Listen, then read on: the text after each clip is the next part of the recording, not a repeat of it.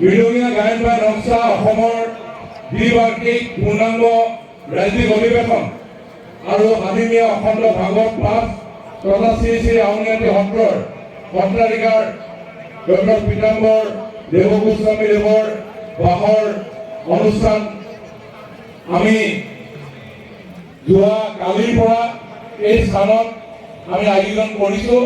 বৃহত্তৰ ৰাজগড় অঞ্চলৰ ৰাইজ একত্ৰিত হৈ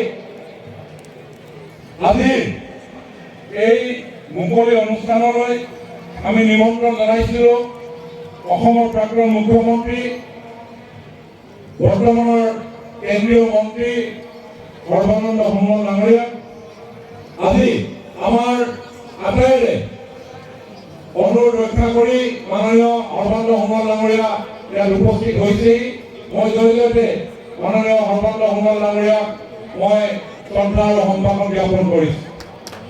আজিৰ এই অনুষ্ঠানত অতিথি হিচাপে সন্মানীয় অতিথি হিচাপে উপস্থিত আছে শ্ৰী শ্ৰী আউনীআটী সত্ৰৰ সত্ৰাধিকাৰ প্ৰভু ডক্টৰ পীতাম্বৰ দেৱগোস্বামী দেৱ। মই পীতাম্বৰ দেৱগোস্বামী দেৱকো শ্ৰদ্ধা আৰু ভক্তি ভৰা প্ৰণিপাত জ্ঞাপন কৰিছোঁ।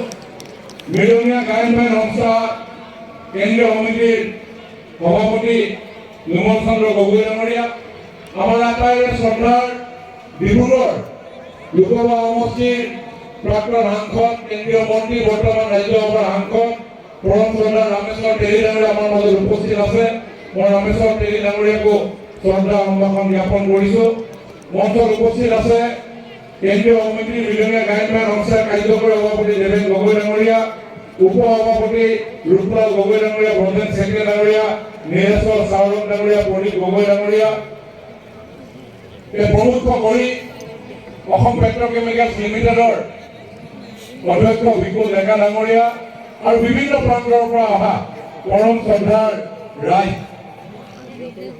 আপোনালোক সকলোকে দেৱবাদ্য হিচাপে অভিহিত মৃদংগৰ এই মহাসমাৱেশলৈ মই মোৰ আন্তৰিক শ্ৰদ্ধা আৰু সম্ভাষণ জ্ঞাপন কৰিছোঁ। মই বেছি দীঘল বক্তব্য নাৰাখোঁ।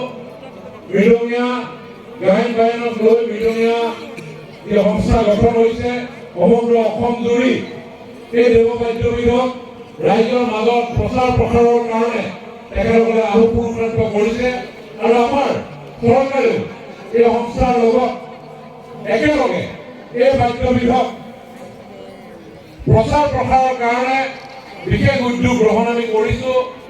মাননীয় সৰ্বানন্দ সোণোৱাল ডাঙৰীয়াৰ পৰামৰ্শ, আমাৰ ৰাজ্যৰ মুখ্যমন্ত্ৰী ডক্টৰ হিমন্ত বিশ্ব শৰ্মা ডাঙৰীয়াৰ পৰামৰ্শ অনুসৰি আমি এই বাদ্যবিধক শ্ৰীমন্ত শংকৰদেৱ কলাক্ষেত্ৰত সংস্থাপিত কৰি শংকৰদেৱ কলাক্ষেত্ৰলৈ যেতিয়া কোনোবা পৰ্যটক আহে তেতিয়া যাতে এই দেৱবাদ্যবিধৰ বিষয়ে জানিব পাৰে, বুজিব পাৰে, তাৰ কাৰণে আমি সংস্থাপিত কৰিছোঁ। আমাৰ সাংস্কৃতিক বিভাগে মুখ্যমন্ত্ৰী ডাঙৰীয়াৰ পৰামৰ্শ অনুসৰি যোৱা 2 বছৰ ধৰি এই বিলঙীয়া বাদ্যবিধৰ লগত জড়িত শিল্পীসকলক শিল্পী পেঞ্চন, বাৰ্ষিক শিল্পী সন্মান আমি আগবঢ়াই আহিছোঁ। ঠিক তেনেধৰণে এই খন্তেক পূৰ্বে যি শিকাৰুসকলে শৈলীৰে যি মৃদং আপোনালোকৰ আগত পৰিৱেশন কৰিলে, সেই শিকাৰুসকলকো মৃদঙীয়া গায়ন বায়ন সংস্থাৰ সহযোগত আমি সাংস্কৃতিক পৰিক্ৰমা বিভাগে অসমৰ 10খন জিলাত এই বাদ্যবিধক প্ৰশিক্ষণ দিয়াৰ আমি ব্যৱস্থা কৰিছিলোঁ আৰু ৰাজ্যিক অধিৱেশনত তেওঁলোকে ইয়াৰ কিছু প্ৰতিফলন ঘটালে। গতিকে এই বাদ্যবিধ এই সংস্কৃতিৰ লগত জড়িত প্ৰতিগৰাকী শিল্পীকে আমি শ্ৰদ্ধা জনাইছোঁ যাতে তেখেতসকলে এই সংস্কৃতিক আগন্তুক দিনত প্ৰচাৰ প্ৰসাৰৰ কাৰণে বিশেষ উদ্যোগ গ্ৰহণ কৰে।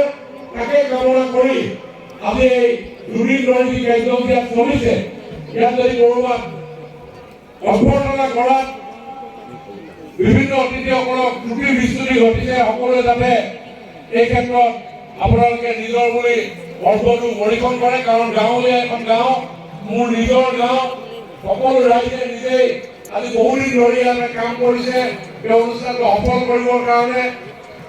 নিজে খেতি কৰি ইয়াৰ চাউল উৎপাদন কৰি আমাৰ গাঁৱৰ জীয়ৰী বোৱাৰী কৃষকসকলে ইয়াত আপ্যায়নৰ ব্যৱস্থা কৰিছে। গতিকে ক'ৰবাত যদিও কিবা কাৰণত ক'ৰবাত থাকি গৈছে সেইখিনি যেন আপোনালোকে মাৰ্জনা কৰে। গতিকে এইখিনিকে কৈ মই সকলোকে আদৰণি জনাই মই মোৰ বক্তব্য সামৰণি মাৰিছোঁ। আৰু ইয়াৰ পিছতে আমাৰ মাজত উপস্থিত থকা আমাৰ আটাইৰে শ্ৰদ্ধাৰ অসমৰ প্ৰাক্তন মুখ্যমন্ত্ৰী, বৰ্তমানৰ কেন্দ্ৰীয় চৰকাৰৰ জাহাজ বন্দৰ ইত্যাদি বিভাগৰ মাননীয় মন্ত্ৰী সৰ্বানন্দ সোণোৱাল ডাঙৰীয়া আজি মুখ্য অতিথি হিচাপে আপোনালোকৰ আগত বক্তব্য উপস্থাপন কৰিব। গতিকে মই সৰ্বানন্দ সোণোৱাল ডাঙৰীয়া তেখেতক বক্তব্য দাঙি ধৰিবৰ কাৰণে অনুৰোধ জনাইছোঁ। আৰু যিসকল কাষত যিসকল আছে আমাৰ বিৰঙীয়া গায়ন বায়নৰ শিল্পীসকল সকলোৱে সন্মুখলৈ আগলৈ আহি আমি মুখ্য অতিথি দেৱৰে বক্তব্য যাতে আমি সকলোৱে শুনো তাকে মই কামনা কৰিছোঁ। সকলোকে পুনৰ নমস্কাৰ জনাই মোৰ বক্তব্য সামৰণি মাৰিছোঁ। ধন্যবাদ।